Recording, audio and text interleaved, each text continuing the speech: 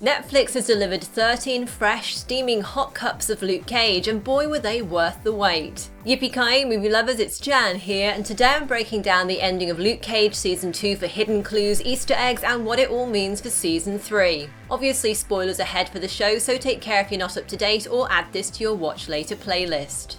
At the end of Season 2, Bushmaster is severely weakened after Luke thwarted his attempt to kill Mariah, and Tilda tells him he needs rest and Nightshade he can only get in Jamaica. Mariah's in prison charged with multiple murders, but soon dies at the hands of her own daughter, which means that Shade's deal to give evidence on Mariah is no longer valid, so he's arrested for his crimes. Mariah has set up Luke for a fall by leaving Harlem's paradise to him in her will. She thinks the club and the power that comes with it will act as a siren song to Harlem's hero, corrupting him and everything he stands for. So, is she right?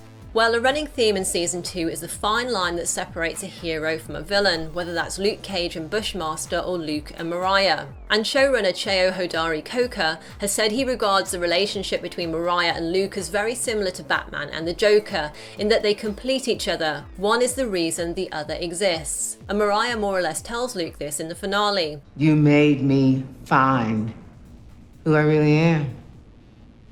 In a strange way, we're responsible for each other. And there are certainly numerous moments in the final episode that draw parallels between the Stokes family and the path on which Luke now finds himself. For instance, we see Luke standing in front of a portrait of Biggie Smalls wearing a crown, just as Cottonmouth did last season and Mariah does this season. And then there are those images of Luke standing in front of that round window looking down on Harlem's paradise, like a king in his castle surveying his domain. I can watch from above, like a hawk. Or a dictator. We also see Luke's whispered conversations with his new crew, which include Sugar, one of the Stokes family's men. And that moment where Misty is shut out of Luke's new life after previously working with him for Harlem clearly and ominously echoes the end of The Godfather. Also shut out by Luke is Claire, who Luke says should go home when Sugar tells him she's arrived at the club. This feels in stark contrast to how Luke defended Claire against Mariah at the start of the season. Rosario Dawson's not sure if she'll be in any more Marvel series after this, so it seems like the show's creating an option for her not to return, while also alienating Luke from all his old friends. We also see Harlem's hero meet with other crime bosses like Rosalie Carbone, as Mariah did at the auction. Geographically, Luke is still in Harlem, but symbolically he's a long way from his former home at the barbershop, now that DW has kicked him out for becoming a crime boss, a Luke Corleone and a Luke Trump as he calls him. DW wants the shop to return to the neutral status it had before Tone murdered Pop there in Season 1. According to showrunner Cheo Hodari Coker, by DW calling Luke Trump, he's basically saying you're deluded if you think the way you're doing things is going to change things for the better. And Coker has also compared Luke's path this season to the Shadowlands storyline in the comics, where Daredevil takes over the hand.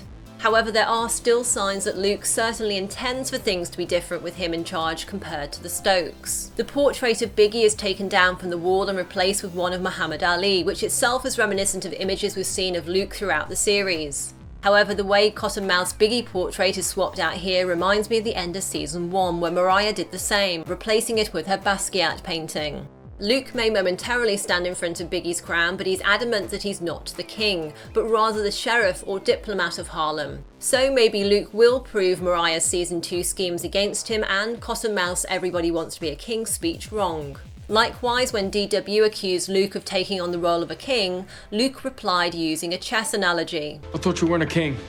I'm a rook. Wait.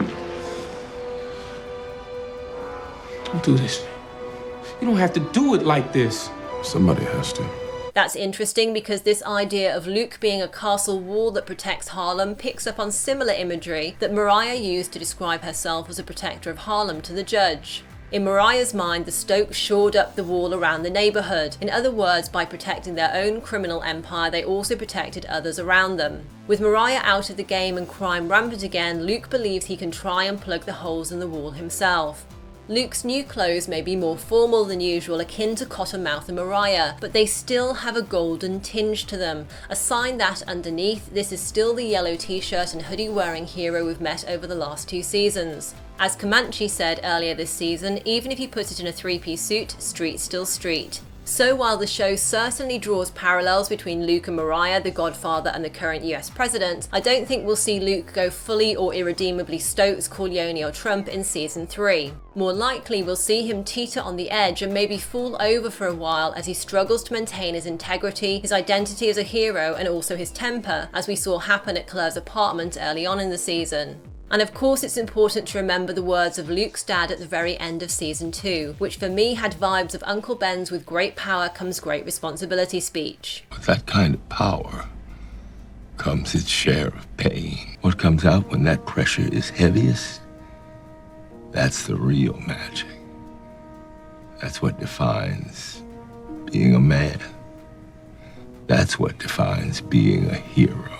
So expect the pressure on Luke to increase in season 3. One of those pressure points will likely be Tilda Johnson, who's rather obviously annoyed that after all her mother's talk of family first always, Mariah's will only gives her Cornell's keyboard while leaving Harlem's paradise to Luke. Tilda's character in the show, where she's an holistic doctor and Mariah's estranged daughter, is rather different from her comic book origins, where Tilda Johnson, aka Nightshade, is a genius criminal scientist with a penchant for turning people into werewolves and using robots to run Harlem. Yet despite those differences, the show includes numerous hints to TV Tilda's comic book counterpart, including her intelligence, her scientific background and how she uses Nightshade to help Bushmaster.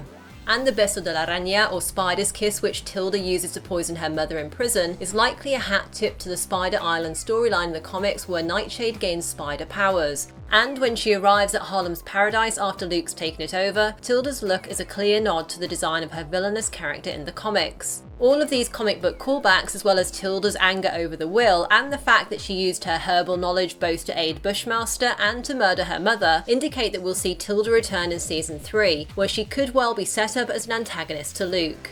Another pressure point on Luke in season 3 will be criminal underworld boss Rosalie Carbone. As she tells Luke, she has Russian crime syndicates on her side as well, so he better tread very carefully in his future dealings with her. And while Carbone agrees to wall off Harlem against the current crime wave, she doesn't see this as a long-term thing. A lockbox around Harlem. How much would it cost to get a key made? I can't be bought. You can't answer that truthfully yet, sweetheart. You don't know your price yet. And at the end of episode 13, there's a potentially ominous moment when, after the rapper Rakim says, "You pay with your life in the king's paradise," the camera cuts to Carbone. In the comics, Rosalie is part of the Carbone crime family and falls for Frank Castle, aka the Punisher, until she realises who he is, after which she puts out a hit on him. I don't think we'll see Castle turn up in Luke Cage next season, but what we could see is Luke taking on a similar role to him, with Carbone putting the moves on Luke, especially given how she ends their meeting. Next time, let's do this over coffee. I don't like espresso. No one's made you a proper cup. Still, the next time we see Carbone will actually be in season 3 of Daredevil, so obviously whatever happens with her in that show could well affect her future in this series. Now, what did you think of season 2 of Luke Cage, and what would you like to see happen next? Let's continue the conversation in the comments below. Tap left to check out my TV and Movies Explained playlist, including Jurassic World 2, and tap right for my Marvel playlist, including Avengers and Ant-Man and the Wasp. If you enjoyed this video, a thumbs up is always appreciated. Thanks for watching and see you next time. Yippee-ki-yay, movie lovers!